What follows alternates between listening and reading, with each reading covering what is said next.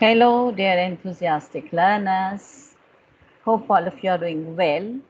I'm back here with a different version of Deep Water. This is a simplified one with illustrations as was requested by a few students of mine. And so here it is. Let's see what is different in this one. First of all, a bit of recapitulation. Deep Water is written by William Douglas, and before we carry forth, we have to understand that what does deep water mean. In fact, is an idiom, and an idiomatic expression of to be in deep water means if you are in deep water, you are in some sort of trouble or in a difficult situation.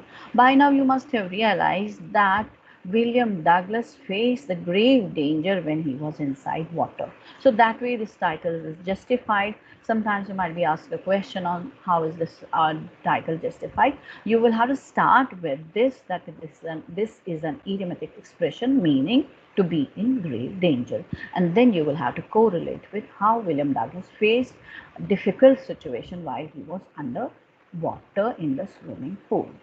Next says, when the story opens up, you remember that he says that he developed a certain sort of aversion towards water. And what was the reason behind it? When they were in California, and his father and he went on a beach one day, and a big wave came up and it just buried him under the influence of water, and he found himself separated from his father. He was very much terrified, and that's why he developed aversion towards water. Then some shift in the story. When his father died, they all had a shift to Yakima. This was a place in Washington, as you can see it here. So once they shifted, all of them shifted there after his father's death. There was a river with the same name, Yakima River, and it was a treacherous river. It was a very dangerous river, and mother would often tell him that this is a very dangerous river. You cannot go out swimming there, because she would tell him of the stories of people who had got drowned in it. So she was never willing for him to learn swimming. But somehow, children, it was this Washington place was a very famous place where there were so many water bodies, and children of his age would definitely learn swimming. Obviously, when all around you learn swimming, you also feel that I should also learn it. And besides, he had some sort of passion with water, though he had developed a little bit of hatred during that beach, Californian beach episode over there. But then, even then, he had some drawing, he had some inclination towards water and its activities. He thought that if mother doesn't want me to swim in Yakima River, but then I have to learn swimming. So he made preparations for that. He got himself a pair of water wings. Water wings, as you know, lets you swim in water without getting drowned. As it's shown in the picture, this is the picture of water wings. And then, in order to feel safer and even to keep his mother's word, because mother would love him much and he was a darling of his mother, he got admitted himself in the YMCA swimming pool. There he started learning swimming, because it was he thought this is a safe option, because it was a pool. Secondly, there was an instructor, and then it was a confined area. He would not drown. Even if he drowns, there he would be saved. So he started having a bit of inclination towards swimming. He started learning swimming by imitating other boys. One day, what happens when he is there in the swimming pool, in the same swimming pool, he is just sitting by the side of the pool, and there's nobody around. He must be thinking, let me go and dive into the water, or let me go and start swimming. Before he could do so, a big boy came over there, and the text tells you a big bruiser of a boy, and bruiser means a person who is tough and aggressive and enjoys a fight or argument. And when he saw him sitting over there, what did he do? He started telling him, hi Skinny, how would you like to be ducked in water? Skinny, as you saw, means a boy with very thin legs, since he was very thin. And then this big heavyweight boy came who was very muscular, and he started telling him, how would you feel if I plunge you into water. And the second thing he did was pick him up and made him go deeper into the water. And soon what you see that what happens to William Douglas, he finds himself under water. And then what happens is that when he goes inside water, he's so terrified. He feels that this boy pushed him into the deeper end of the water, and you must have learned by now that the deeper end was around 9 feet. And when he was underwater, he felt a tremendous pressure of water. He felt as if his lungs were bursting. And then what did he do? He planned, in the meanwhile, he planned that let me come out of water. Once I touch the bottom of the pool, I'll just jump upwards towards the upper part. And then what happens that he wants to jump, but he cannot. And when he opened his eyes, he found only water around him.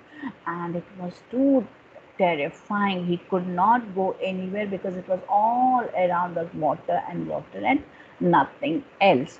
And then he wanted to hold on to something in order to reach the upper surface of the pool, but he could not. He was terrified so badly that he started screaming, shouting, yelling, but his sound could not be heard outside water. So what happened to him? Once again, what does he feel? He moved up his legs, as you can see in the slide. He moved his legs so as to come up, but the legs did not cooperate. By now he had felt his head was throbbing and his body was aching terribly, and he wanted to move out of water, but he couldn't. He tried so many things. He couldn't move out of water. He was still underwater. And all of a sudden what happens is that he saw that at least he saw some light. There was light after darkness. What happened was that his eyes and his nose could come out of water, and he felt that now there's a chance to be safe now. But again, as he tried, he again saw that he was going down towards water once again. He tried to breathe air, but do you know what happens? Instead of breathing air, he swallowed water and once again started going down and down the water. And suddenly now he felt that it's no point struggling with water. He felt peaceful. He felt very calm. There was no terror. There was no panic. It seemed somebody is carrying him in his arms. Probably these might be mother's tender arms which are holding him, and he realized that nothing is there to worry about because he could feel that he was very close to death, and he went into oblivion. And then he says the curtain of life fell because William became unconscious as he drifted towards death. And then what happens next is that when he comes out of water, then he loses his consciousness. He is totally unconscious. He doesn't know what happens afterward because there's a blackout in his mind. And when he comes out of this blackout, he finds himself out of the pool. Two boys were around there. One was the boy who had thrown him inside the water, and he was telling me, I'm very sorry, I was just joking with you. This made him more miserable. He wants to get up, and he sees that once he wakes up, he sees that he's outside the pool, he's vomiting, he's lying on his stomach. And then what does he do? He tries to he tries to go home. It's with great difficulty that he reaches home. And you know what happens then? When he reached home with difficulty, he was trying to come to terms with water, but he was feeling very scared. He had pains all over his body. He could not stand up. He could not feel. He was feeling sickening. He could not eat anything. This went on for years. And once he went out and he wanted, I told you earlier on also that there were many water bodies in Washington. Whenever he passed from that side, he would feel so afraid. He would really, icy horror would grab him. Once he went inside Cascades waterfall, and there also he felt that panic attack. But then how long would this take place, he realized. And he saw that all his friends, all his boys of his age were enjoying everything. After all, life is to enjoy also. And he saw that they were having fun out of all sorts of water sports. They were enjoying their pleasure trips, but he could not. So he gave it a second thought. He thought that I have to learn it. So what did he do? He hired an instructor. And what did the instructor do? Instructor tried to make him learn swimming in a very proper synchronized way. What does instructor do to him? He puts a belt around him, rope is attached to the belt that goes through a pulley, and it ran on an overhead cable. The instructor held on to the end of the rope and made William Douglas go back and forth in the pool. This going back and forth and rather trying to stand water. Stand water means trying to be able to stand and face this danger of water, which he was very much scared about. This he did for around 3 months. This took him 3 months to learn, just going back and forth in the swimming pool. And after 3 months, the instructor taught him how to inhale, that is breathe in. But breathing in was to be done outside water, and then exhale within water. This he taught him for some time. Then he taught him side kicks when he had to kick the edge of the pool and learn more of it. And then he taught him all sorts of strokes, side stroke, backstroke, breaststroke, everything. And thus he made him a swimmer.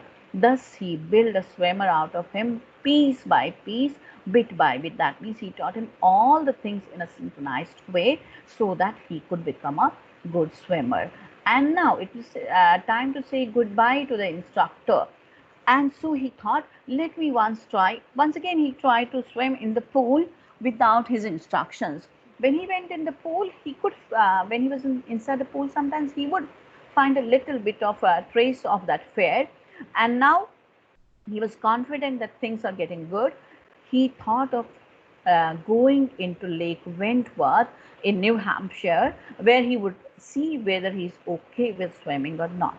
But sometimes you have a question on this. Why did he go to Lake Wentworth? He wanted to find out whether he was confident in doing swimming alone or he needed the help of an instructor again. So he went there. When he was in the middle of the lake, you know what happened? Once again, he put his head underwater, and you know what happens is that he is again terrified, but this time it is a different thing. Something different happened. What happened was that this time he tried to scare fear away as if it was some person personifying fear. He said, "Hey, what can you do to me?" And he pushed it and shooed it away, and so the fear went away from him. Excuse me. And then you know what happened? He did not rest there, children. He went to all the water bodies that were around. You can see in this picture how he's diving off at a dock at Triggs Island. And this shows you that he must have perfected himself. Then he tried to see whether he's able to swim in other water bodies. And he even camped at an island where he would go inside another lake, Warm Lake, and there also he could see that he was able to, whether he was able to swim or not. And then, excuse me, it is said that once he was sure that he has learned swimming, what he did was that he started just giving a sigh of relief and started shouting at the highest pitch in order to tell himself that after all, he has won this. He has won over this hydrophobia. He screamed at the top of his voice near Gilbert Peak, and when he was near the peak, it returned his scream, and he was very happy when Gilbert Peak returned the echo that he had won it. And before closing the chapter, William Douglas has a very good thing for us to learn. He wants to tell the children something, that what realization he got while doing all this hard work to learn swimming. He learned that what realization dawned on him, that in death there is peace. There is terror only in the fear of death. This realization dawned on him after so much of hard work, after so much of determination, perseverance.